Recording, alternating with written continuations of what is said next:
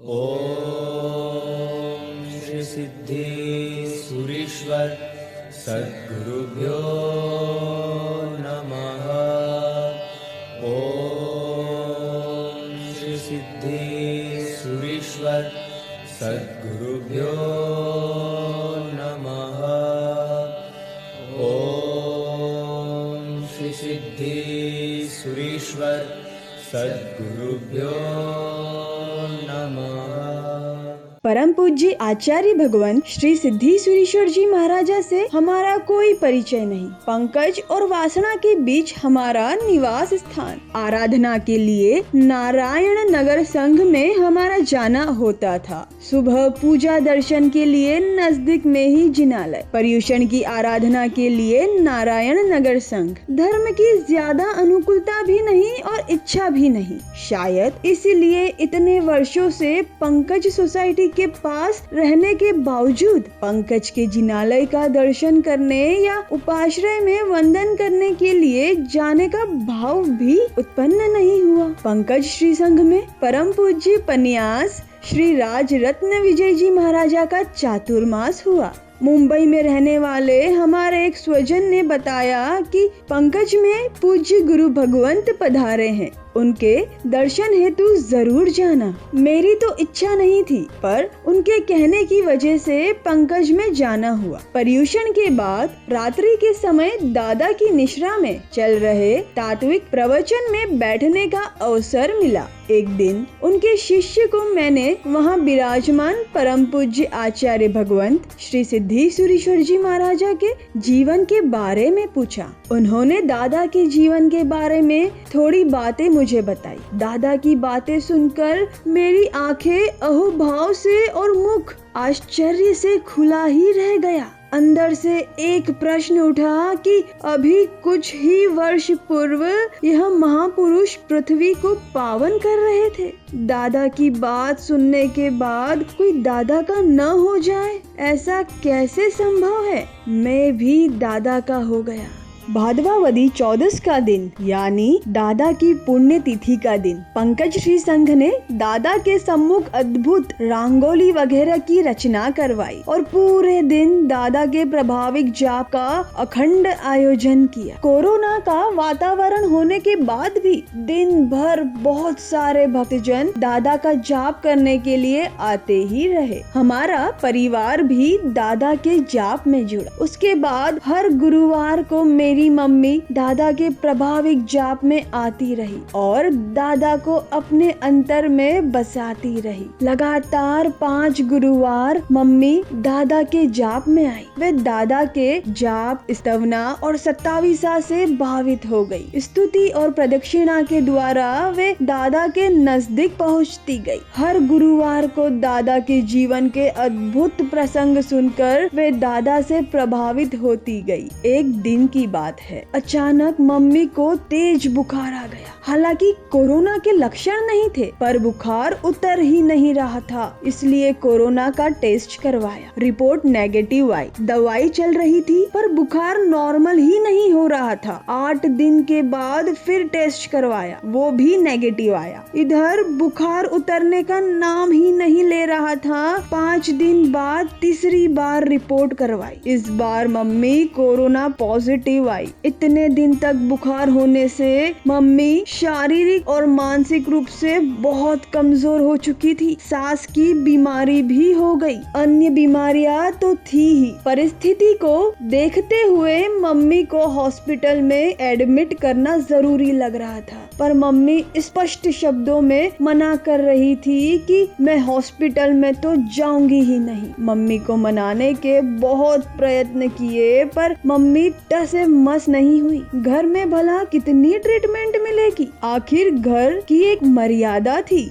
घर में अच्छी ट्रीटमेंट मिल नहीं रही थी, मिल भी नहीं सकती, इसलिए अन्य तकलीफों के साथ मम्मी का ऑक्सीजन लेवल भी कम हो गया। तबीयत की गंभीरता को देते हुए हमने मम्मी को हॉस्पिटल में दाखिल करने का निर्णय किया। उस समय अहमदाबाद में कोरोना बहुत ज्यादा फैल चुका था और एम्बुलेंस तक नहीं मिल रही थी। एम्बुलेंस में बेड नहीं, हॉस्पिटल में बेड नहीं मिल रहे थे। हम सुबह से प्रयास कर रहे थे। आखिर रात रात में 1:30 बजे एम्बुलेंस मिली। मम्मी को समझा बुझा कर बिठाया। उनके मन में ऐसा भय बैठ गया था कि हॉस्पिटल में जाऊंगी तो मैं मर ही जाऊंगी। इस वजह से वह हॉस्पिटल जाने के लिए तैयार ही नहीं हो रही थी। जब हमने उनको जबरदस्ती एम्बुलेंस में बिठाया तो वह रो पड़ी। प्राण प्रिय माता को यूं रोते हुए देखकर किस पुत्र का दिल न रो पड़े। काफी प्रयास के बाद एम्बुलेंस तो मिली, मगर अभी हॉस्पिटल का तय नहीं हुआ था। हॉस्पिटल के लिए हमारा प्रयास जारी था, फिर भी कोई ठिकाना नहीं पड़ रहा था। मम्मी को एम्बुलेंस में बिठाया और मैंने दादा का स्मरण किया। मैंने प्रार्थना की, दादा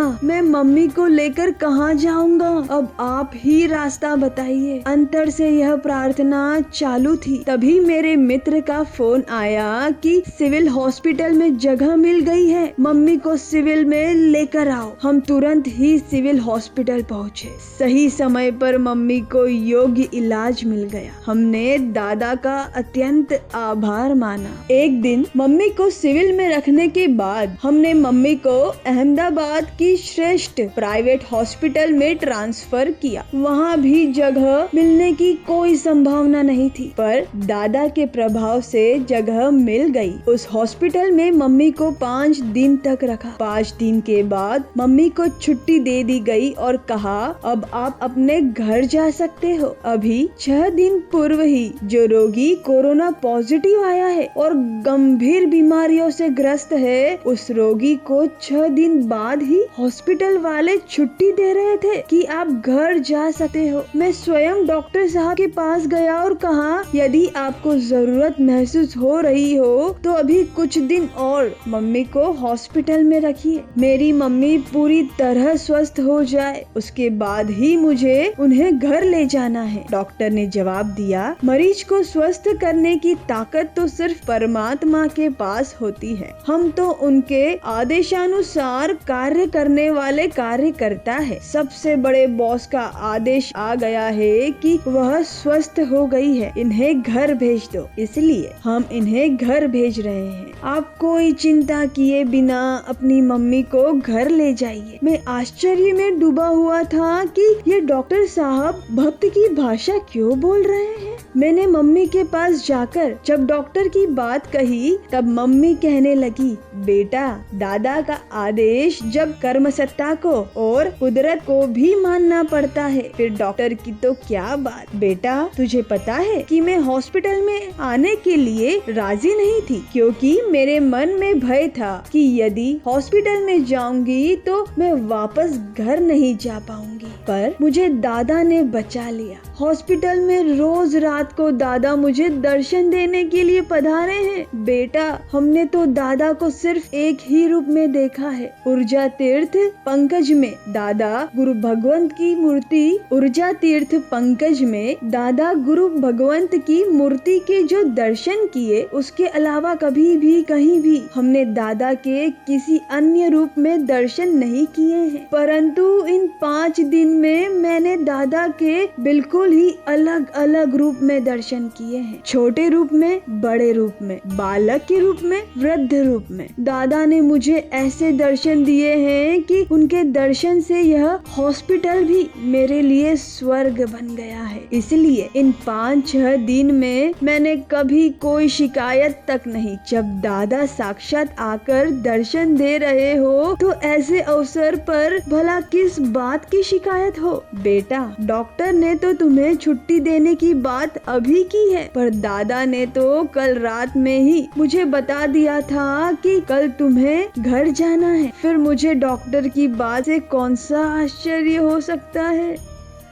कारण यह है कि यह बात तो दादा कब की कर चुके थे। बेटा तेरी माँ को स्वस्थ करने वाले और उसकी सारी सार संभाल रखने वाले दादा है, और सिर्फ दादा ही हैं। कोरोना तथा अन्य बहुत सारी बीमारी होने के बावजूद मेरी मम्मी ने मात्र 6 दिनों में ही दादा के प्रभाव से हॉस्पिटल से छुट्टी पा ली। शरीर में बहुत अशक्ति होने पर भी मम्मी ने मुझे कहा, बेटा सबसे पहले हम दादा के दर्शनार्थ ऊर्जा तीर्थ पंकज जाएंगे। दादा के आशीर्वाद लेने के बाद ही हम अपने घर जाएंगे। हम पंकज पहुँचे तब तक सूर्यास्त हो चुका। इस कारण हमने बाहर से ही दादा के दिल भर के दर्शन करके मम्मी फिर गाड़ी में बैठी और हम घर आए। इस अनुभव के बाद हमारे परिवार की दादा के नाम के साथ ऐसी श्रद्धा बैठ गई है कि किसी भी समय हमारे मन में दादा का नाम